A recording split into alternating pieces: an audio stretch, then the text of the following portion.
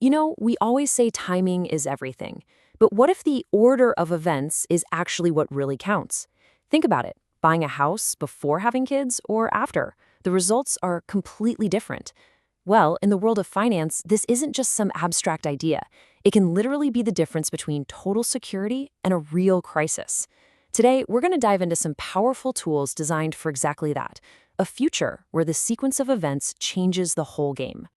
So this is the big question, right?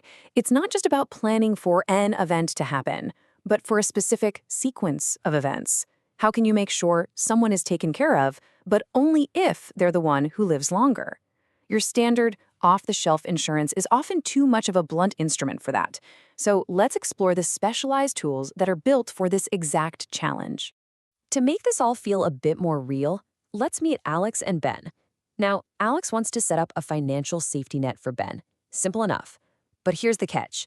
The plan should only kick in if Alex passes away first. If Ben happens to pass away before Alex, then that safety net just isn't needed anymore. This is that classic what-if scenario that we're about to solve. All right, so what's our first solution for Alex's very specific problem? Well, it's a tool that works just like a simple if-then statement from a computer program. If Alex passes away first, then a payout happens. It's a really logical approach, and it's called a contingent assurance.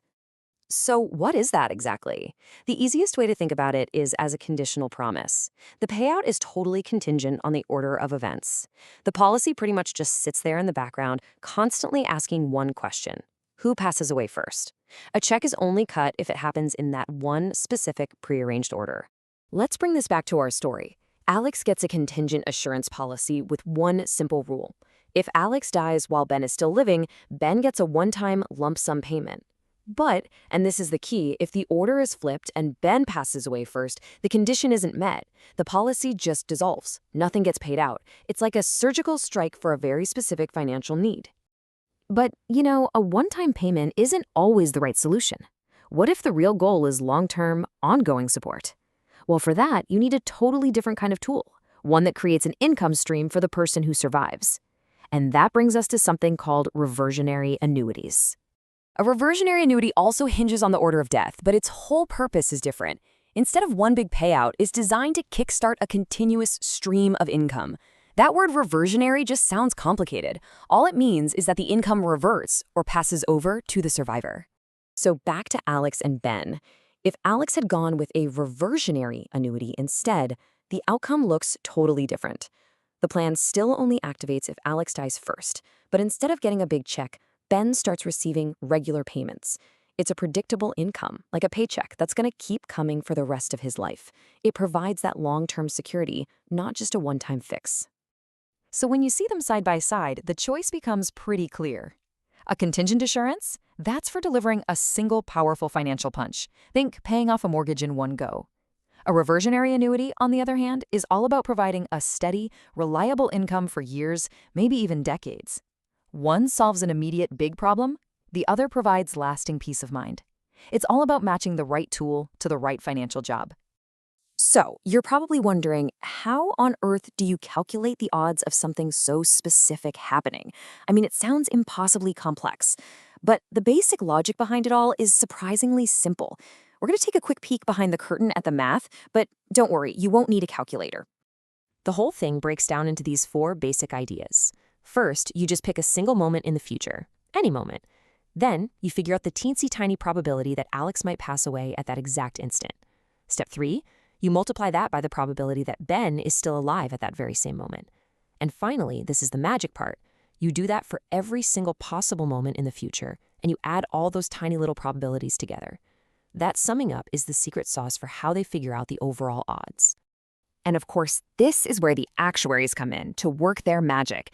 They take that simple, step-by-step logic and they throw some serious math at it. They use these huge mortality tables and complex financial models, and they turn all those tiny what-ifs into one single, accurate number, which then gives them a price for the product. It's a whole career dedicated to putting a number on the future. Pretty wild. I absolutely love this quote from the source material. It says that even with all the complicated math, the fundamental truth of it is something we can all understand with just general reasoning. In other words, you don't need to be an actuary to get the core idea. It just makes sense. And this slide right here proves that point perfectly. After all that complex math and probability theory, what happens in the simplest possible case? Let's say Alex and Ben are the exact same age, in the exact same health. What's the chance Alex dies first? It's exactly 1/2, a 50-50 coin flick.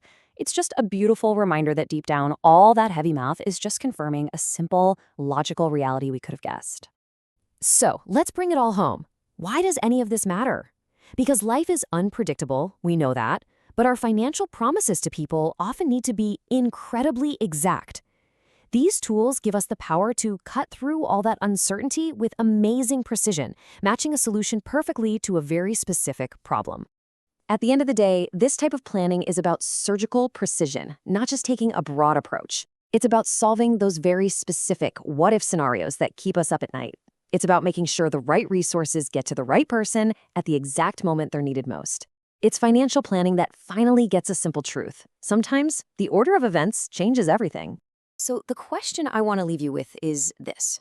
Knowing that you can plan not just for if something happens, but for the specific order in which it might happen, how does that change the way you think about providing for the future? It really opens up a whole new, powerful way of looking at things. Thanks so much for joining me.